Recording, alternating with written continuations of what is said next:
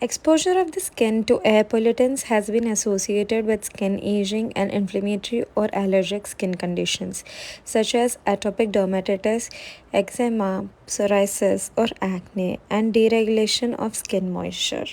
So, let's see if the cleanser you're using is enough. Gently, I'm using the cleanser all over my face to clean it. And now I have washed my face using this gentle cleanser. But is my skin completely clear with no dirt? Let's test it out. Let's take Sensibio H2O and see. Adding few drops on the cotton pad, and I'm just going to wipe my face to see if there is some dirt yet left after washing my face. See, there is still some dirt and impurities on my face. This is the reason why double cleansing is important. For reducing the effect of pollution on our skin, switch to cleansers backed by science to remove pollutants as well. Sensibio H2O is more than just a makeup remover.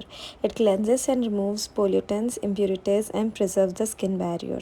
Formulated with cucumber extract and glycerin, it also soothes and hydrates skin lastingly. So switch to anti-pollution cleanser now.